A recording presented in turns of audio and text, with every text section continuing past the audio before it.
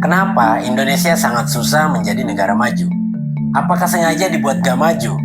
Atau jangan-jangan ada yang salah dari kitanya sendiri? Jawabannya, mari kita bahas di video ini.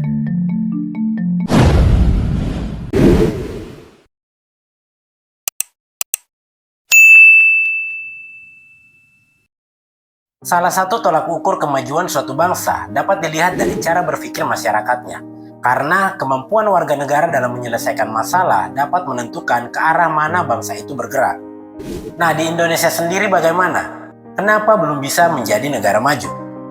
Jadi, salah satu penyebab Indonesia susah menjadi negara maju, selain karena korupsi yang tumbuh subur, Indonesia juga susah maju karena sebagian orang Indonesia masih mengandalkan logika mistika dalam menyelesaikan masalah. Jadi, logika mistika itu cara berpikir bahwa segala sesuatu yang terjadi disebabkan oleh roh atau hal-hal goib. Logika mistika mungkin bisa teman-teman baca lebih dalam lagi di buku Madilong punya Tan Malaka. Nah, masih sering tuh kita nemu orang Indonesia yang cara mikirnya masih dipengaruhi hal-hal serba tidak masuk akal, seperti mengkultuskan tahayul, mantra, roh, ramalan, dan sebagainya. Saya nggak bisa pastikan kalau hal-hal semacam itu beneran ada atau enggak. Mungkin memang beneran ada, tapi ya jangan dikit-dikit kena masalah langsung saja disangkut pautkan dengan hal-hal goib.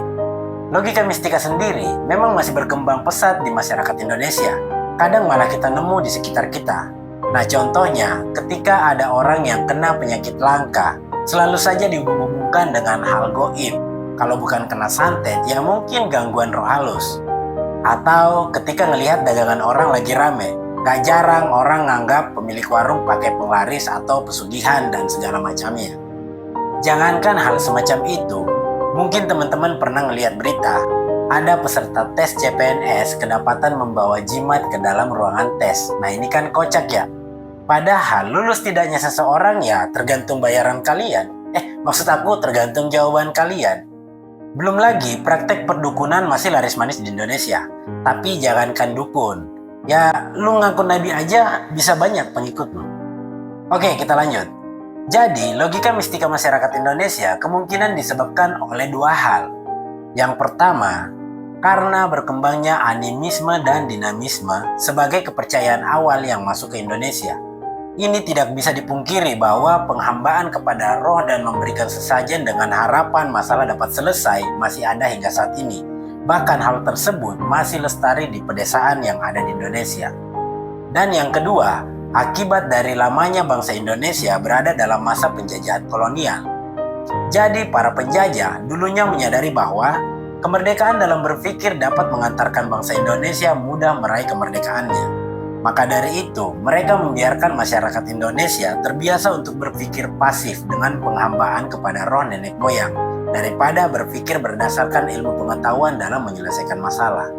Jadi, logika mistika ini dapat menjadi cermin sikap suatu bangsa yang mudah pasrah dan menyerah pada nasib dengan mengkultuskan dan menuhankan hal-hal mistik. Sebenarnya, manusia yang cenderung berlogika mistik tidak ada bedanya dengan manusia yang pikirannya dibunuh oleh penjajah. Mereka lebih suka menyelesaikan masalah secara instan dengan bantuan hal-hal mistik yang belum tentu bisa dibuktikan, daripada mengkaji secara empiris sesuatu dengan realita yang terjadi.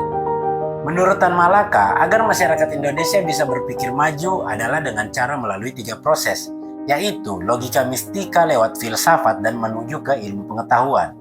Karena filsafat dapat membentuk cara berpikir masyarakat mengenai asal dan akibat suatu kondisi, dan ilmu pengetahuan dapat dilakukan sebagai langkah akhir untuk menyelesaikan masalah melalui berbagai percobaan empiris yang dilakukan.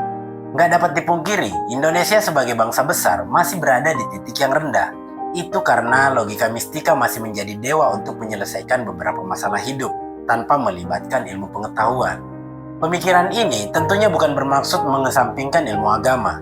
Dalam Islam juga dijelaskan bahwa perlu adanya ikhtiar sebelum bertawakal. Namun masyarakat Indonesia masih lebih sering menggantungkan nasib pada ritual-ritual atau doa-doa yang dipanjatkan tanpa berusaha maksimal setelahnya. Dan tentunya kita sepakat bahwa sikap selalu meminta kepada Tuhan tanpa berusaha juga tidak baik. Dan sepertinya Tuhan pun gak bakal mengabulkan permintaan itu.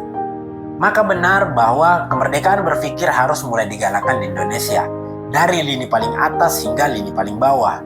Karena dikhawatirkan Ketika masyarakat masih suka percaya berita-berita heboh terkait kesaktian seseorang dan percaya mitos-mitos dalam menyelesaikan masalah, apalagi sering merasa terlalu berat dan susah untuk diskusi berlandaskan ilmu pengetahuan, maka kemajuan seperti apa yang diharapkan bangsa Indonesia ke depannya?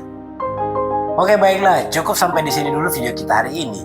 Jika ada ide, kritik, dan saran, silahkan tinggalkan pesan di kolom komentar. Dan terima kasih sudah menyaksikan video ini. Sampai ketemu di video-video selanjutnya.